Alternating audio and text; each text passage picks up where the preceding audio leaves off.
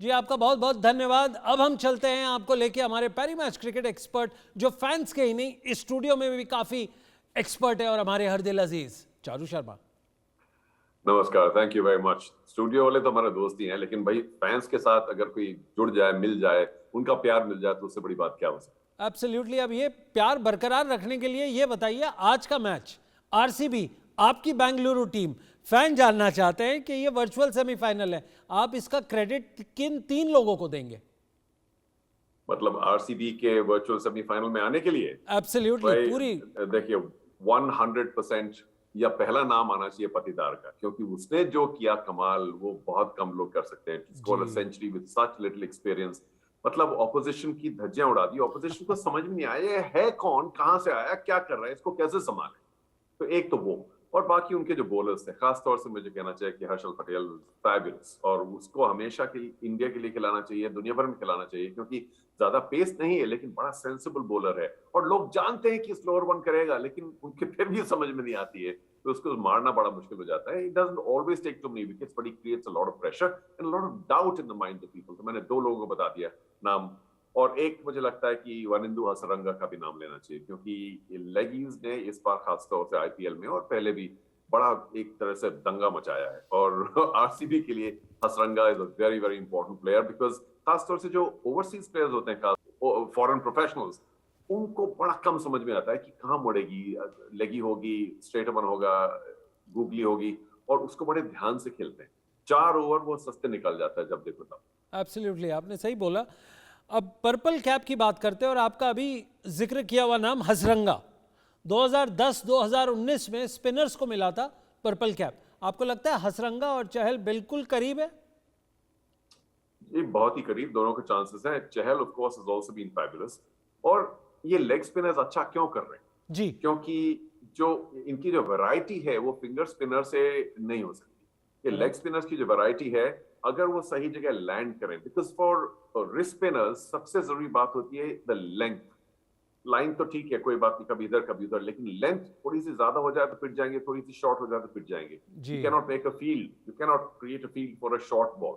लेकिन अगर वो लेंथ में है तो बहुत बड़े बड़े बल्लेबाजों को भी दिखता नहीं है कि ये बाहर जाएगी, अंदर आएगी, सीधी जाएगी।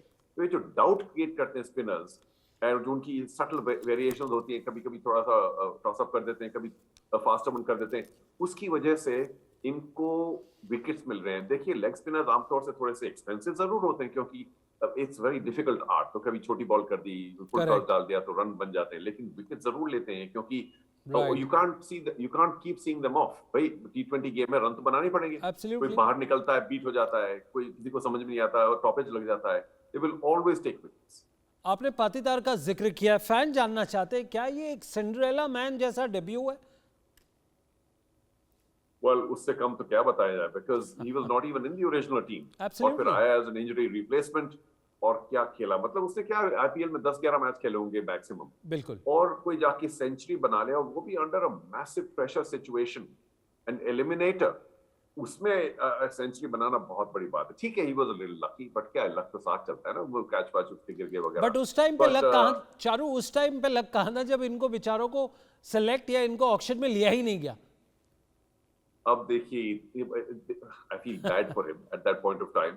बल्कि मैंने ही बोला होगा अनसोल्ड या क्या। लेकिन लेकिन मैं ये कहना चाहता हूँ कि just shows the depth of Indian cricket. आज ही मैं कोई और शो कर रहा था पहले, और यही बात चल रही थी कि इंडियन क्रिकेट में आईपीएल की वजह से व्हाइट बॉल की इतनी डेप्थ है, किसी को भी आप बुला लें, उसमें जोश भी है, उसमें there's hunger as well to do well, and they're all very talented। जी जी। बहुत टैलेंट है इंडिया में, बस थोड़ा सा मौका मिलने की देरी है, और पतिदार को मौका मिला, उसने दोनों हाथ से लिया मौका, और क्या दिखाया उसने, अपनी जी आप काबिलियत बहुत क्या दिखाई, बहुत बढ़िया। बहुत अच्छा आपने कहा, अनसोल्ड आप ही ने किया था और आज आप ही उसकी तारीफ कर रहे हैं। ये है खेल आईपीएल का। अगला फैन का सवाल काफी क्रिस्प है। रॉयल्स राजस्थान की टीम, पहले साल बहुत अच्छा डेब्यू, बहुत अच्छी चैंपियन, उसके बाद कभी आई नहीं। ये कब उनका सिलसिला दोबारा जारी होगा आपके हिसाब से? भाई वो तो रोज हाथ जोड़ रहे होंगे कि भाई हमारा 2008 सीजन को वापस ले आए। लेकिन जी। उस सीजन में खास परफॉर्मेंस थी शेन वॉटसन की और सोहेल तनवीर की, द लेफ्टी फ्रॉम पाकिस्तान। और उन दोनों की वजह से वो जीते, और 2-4 और खिलाड़ी जरूर थे, लेकिन उन्होंने बहुत बढ़िया परफॉर्मेंस दिखाया। उसके बाद ऐसे स्टार्स नहीं मिले इनको। कुछ थे लेकिन कोई अंडर परफॉर्मेंस ही रही, पता नहीं क्या चक्कर था। लेकिन इस बार एक बार मौका है, because they finish second, 2 bites of the cherry, they have one more opportunity. सबसे बड़ी बात यह है सोचने की कि किस माइंडसेट से, किस अपना फ्रेम ऑफ माइंड क्या होगा दोनों टीमों का। मुझे जी लगता है कि RCB are coming in saying कि what have we to lose, हम तो बाहर ही थे, वो दिल्ली हार गई, हम अंदर आ जी गए, चलो यार मजे करते। बल्कि and the opposite is with Rajasthan Royals कि यार हम बड़ी एक्सपेक्टेशन थी, हम तो 2 नंबर पे थे, हमको तो फाइनल में जाना चाहिए था, अब तुम यहाँ लड़ रहे हैं कि कहीं निकल ना जाए। तो अगर राजस्थान रॉयल्स थोड़ा सा भी डर के खेले तो गए, लेकिन उनके जो खिलाड़ी हैं बड़े मतलब दिलेर खिलाड़ी हैं, और अगर बटलर वापस चल गया और संजू एब्सोल्युटली सैमसन वापस चल गया और उनके बॉलर्स थोड़े बहुत चल गए, Padikkal has to work also, बेचारे को ज्यादा रन नहीं बन रहे, तो ये जो 3-4 शुरू के खिलाड़ी हैं बना रहे रन, तो मुझे लगता है कि Rajasthan Royals can beat RCB. लेकिन बहुत कांटेदार, बहुत बढ़िया मैच रहेगा, बहुत क्लोज रहेगा, और आई विल हैव टू से द मोमेंटम एंड एक तरह से लक अगर कहा जाए तो वो जी आरसीबी के साथ है। आपने कहा बहुत कांटेदार मैच होगा। अब चलते हैं पैरी मैच क्रिकेट प्रेडिक्शन। अहमदाबाद की पिच का, टीम का नहीं, आज सवाल फैंस ने घुमा दिया है। उन्होंने बोला कि पिच कमाल दिखाएगी या गुल खिलाएगी। चारों वो कमाल दिखाएगी, क्योंकि भाई देखिए आईपीएल मैनेजमेंट, बीसीसीआई नो, हमने पहले भी ये बातें की थी कि जी अगर पिच बिल्कुल फ्लैट और बैटिंग के लिए लायक न हो तो ये जी सारा आईपीएल का मजा ही किरकिरा हो जाएगा ना। I feel for the bowlers, पर ऐसा नहीं कि बॉलर्स ने विकेट्स नहीं लिए या उन्होंने अच्छा काम नहीं किया, बहुत उन्होंने अच्छा काम भी किया। जी लेकिन ये टी20 गेम ही ऐसा है कि जहां भी पिच बनाए, जो भी पिच बनाए, वो कोई ग्रीन टॉप वगैरह नहीं देता, it will be hard flat, very good for batting. और मुझे लगता है कि हालांकि नई पिच है या नया ग्राउंड समझ राइट। लीजिए सब टीमों के लिए, लेकिन कम से कम 175 180 के नीचे तो कोई सोचेगा ही नहीं। आईपीएल चारों 8 स्टेडियम से सिमट कर अब 4 वेन्यूज तक रह गया। आपको लगता है इससे फैन पे इम्पैक्ट होगा या पूरे ओवरऑल इकोनॉमी पे होगा या कुछ नहीं होगा? Your views. सब पे होगा और सब पे हुआ है। देखिए the geographical spread of this जी गेम इज वेरी इंपॉर्टेंट। पहले तो 8 वेन्यूज थे, अब 10 होंगे। लखनऊ का बहुत बड़ा स्टेडियम है और गुजरात का। तो ये जो 10 वेन्यूज में अलग अलग लोग अलग अलग टाइम पे अलग मैच खेलें, ये फैंस के लिए बहुत बढ़िया खबर होती। जी लेकिन इस बार नहीं हुई। हम जानते हैं कि कोविड का अभी भी थोड़ा सा साया सब पे लटका हुआ था, जी तो लोगों ने कहा कि चलो इसको समट के एक ही जगह करें शुरू शुरू में, और थोड़ा सा हल्का सा टेस्ट है बाकी वेन्यूज को। तो कलकत्ते को दे दिया टेस्ट और अब अहमदाबाद में आ गया, क्योंकि बहुत बढ़िया आलीशान स्टेडियम है, सब दुनिया का सबसे बड़ा स्टेडियम है, हाँ हाँ तो वहां तो कुछ ना कुछ गेम होना ही था। और अब मुझे लगता है कि मेडिकली ऑल्सो स्पीकिंग, वैसे मुझे जी मेडिकली कुछ बोलना नहीं चाहिए, लेकिन इतना डेंजर नहीं है, तो खचाखच भरेगा स्टेडियम। अगर आपके पास टिकट हो तो मुझे भेज दीजिए, दो मैच देख लूंगा, नहीं बड़ा मुश्किल है। But it's no fun for an event as big as the IPL to be collared into a smaller number of ground. तो राइट देखिए ये साल होपफुली आखिरी ये साल है ये सब मुसीबत का, और अगले साल से अलग अलग ग्राउंड पे जाएंगे, बड़ा मजा आएगा। 10 ग्राउंड पे जाएंगे, 10 लोग 10 टीमें खेलेंगी। इस बार थोड़ा सा प्रॉब्लम सहना पड़ा फैंस को, लेकिन क्योंकि क्या होता है कि अगर हमारे एरिया में, हमारे जोन में, हमारे रीजन में अगर कोई स्टेडियम में मैच नहीं हो रहा है, तो हमें जो कनेक्शन है आईपीएल से वो थोड़ा सा कमजोर हो जाता है, क्योंकि कहीं और हो रहा है। वो तो टेलीविजन पे तो देखना ही है, फिर भी जी आसपास अगर हो रहा हो तो थोड़ी सी और उत्तेजना बढ़ती है।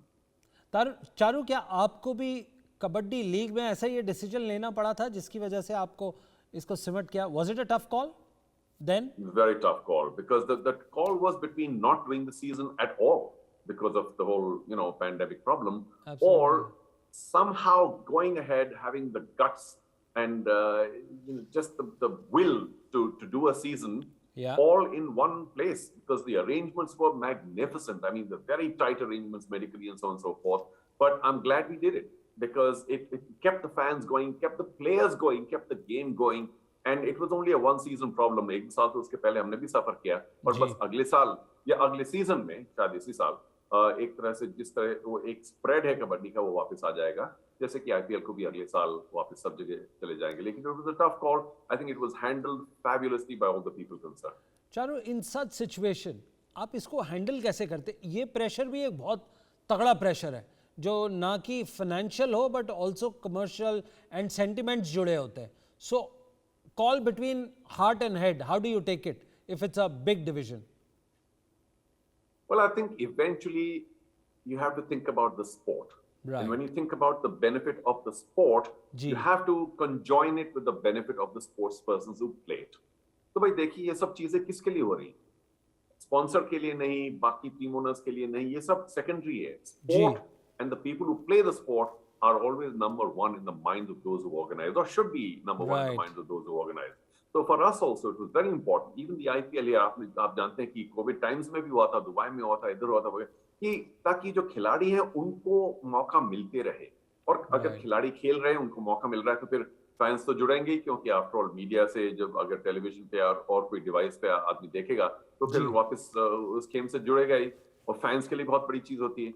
So, but the number one thought is always that the game and the players who play the game, they Right. must move forward rather than घर पे बैठे हैं कि भाई काम ही नहीं है, भाई कैसे काम चलेगा.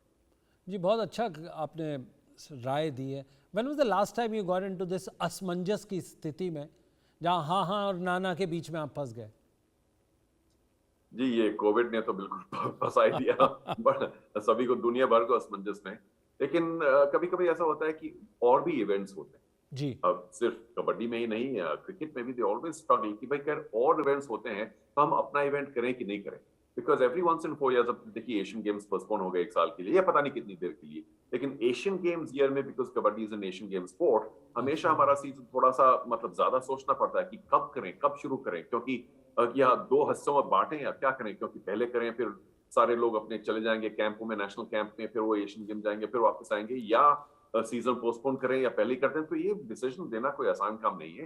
और बिल्कुल. क्रिकेट में भी क्या होता है कि ठीक है, एक विंडो तो दे दी बीसीसीआई और आईसीसी ने आईपीएल को, लेकिन फिर भी और इवेंट्स होते हैं और कोई टूर होते हैं, तो कई ओवरसीज प्लेयर्स खासतौर से इंडियंस तो रहेंगे आईपीएल में, वो कभी कभी पार्ट टाइम आते हैं कि ठीक है मैं पहले 15 दिन आऊंगा या बाद के 1 महीने में आऊंगा, ये तो टीम का बैलेंस थोड़ा सा डगमगा जाता है, क्योंकि players are not always available, overseas players all the time, because of जी. Their own commitments. Very, very nice point. Now we come on to a little more contentious issue. In your mind, since you know both these players, we are talking about Shikhar Dhawan and Rahul Dravid. What would be that conversation on the phone call between the two players? भाई देखिए, in the past, ji. I think the bigger problem was the fact that players were not back or not given a spot in the Indian team, Right. and were not talked to.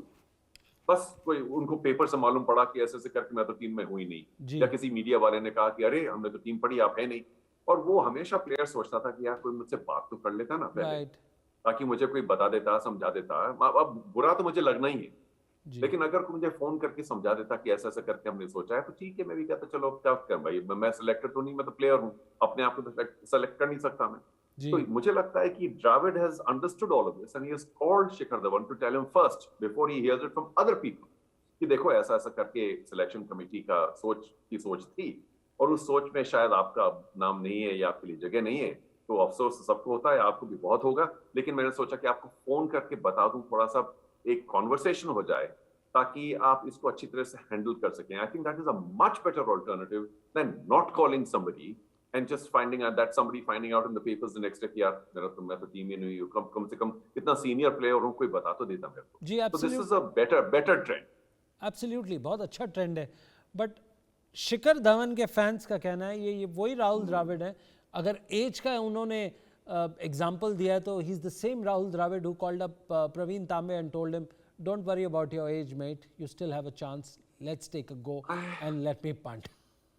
Your thoughts? Yeah, so देखिए, अब राहुल द्रविड़ ने शिखर धवन को क्या बोला exactly, अब ना पता नहीं, आपको मालूम है तो होगा, मुझे तो नहीं मालूम. नहीं नहीं. तो लोग ये कह रहे हैं कि एज के बारे में मालूम क्या बोला होगा राहुल. ये बोला होगा कि शायद ये बोला होगा कि ठीक है आपकी एज थोड़ी सी हो गई, लेकिन और भी 2-3 खिलाड़ी हैं जो फिट है आपकी एज के हैं, वो अभी खेल रहे हैं. जी. लेकिन एक बैलेंस भी होता है टीम का, जो एक ओपनर का स्लॉट है, अगर वहां पे 3-4-5 लोग हैं, तो शायद सेलेक्टर्स या टीम मैनेजमेंट बोलती कि देखिए अब ऐसी कोई काबिलियत में तो कमी है नहीं, यूर प्रूवन कमोडिटी, लेकिन हम आगे के लिए सोच रहे हैं, ये यंग खिलाड़ी हैं, आप पतिदार का नाम ले लीजिए, अब उसको क्या किस तरह मुंह से बोले कि आप तो लायक नहीं है. तो देखिए इंडियन क्रिकेट में या किसी भी ऐसे गेम में जहाँ डेप्थ बहुत ज्यादा होती है, किसी न किसी को तो पीछे हटना पड़ता है. करेक्ट. और हर एक का टाइम आता है. And then Shikhar Dhawan, little I know him, I actually know fairly well, he is a wonderful young तो क्या बोले, वंडरफुल मैन, जिसको पहले इंडिया के लिए चांस मिलनी चाहिए थी. और बहुत साल तक वो थोड़ा सफर किया बेचारा, उसको बहुत लेट चांस मिला. बिल्कुल. But he was in a good frame of mind. चलो कोई बात नहीं है, चांस मिली तो मिली ना, ऐसा नहीं कि मुझे अभी खेलना है या तभी खेलना है. अब आप मुझे बुलाया, बहुत बढ़िया आपने बुलाया. और अगर वो सोचे कि देखिए लेट बुलाया और जल्दी निकाला, लेकिन ये तो बहुत किस्मत की बात होती है। मुझे लगता है कि किस्मत उसकी जितनी थी, कम से कम इंडिया के लिए खेला, बहुत नाम कमाया, शोहरत कमाई, फैंस कमाए, बढ़िया गेम दिखाया, वेरी फ्लुएंट लेफ्टी। ठीक है, बॉलिंग वगैरह नहीं, is not an allrounder, but he is done a lot of work for India. अब उसको शायद सोचना चाहिए कि भाई इंडिया के लिए तो नहीं, लेकिन अगर मेरे में अभी भी काबिलियत है तो मैं आईपीएल के लिए खेलूंगा, शायद और भी जो टूर्नामेंट्स मेरे सामने आए मैं खेलूंगा, अपनी काबिलियत दिखाते रहूंगा। सिर्फ इंडिया के ही खेलने के लिए जो एक हंगर होती है, भूख होती है, वो किसी नए खिलाड़ी को, अब जो इतने साल खेल लिया, वो शायद उसको थोड़ा सा आसान होगा अपने आप को समझाना, अपने आप को जी। एक तरह से क्या बोलते हैं उसको, अपने आप को मॉलिक्यूल योरसेल्फ कि ठीक है, मैंने तो यार अब क्या करें, हो गया। लेकिन कोई नया खिलाड़ी जो बहुत जोश दिखा रहा है, उसको टीम में नहीं ले तो बोलेगा और मुझे क्या करना है टीम में आने के लिए, इतना तो मैंने सब कुछ किया, वहां और मुश्किल होती है। Well, on that note, we thank you, Charu, for joining with us and talking your heart out on various issues, including the contentions part, where we talk about the team selection and the omission. Thank you, Charu. You're most welcome. Thank you so much for calling.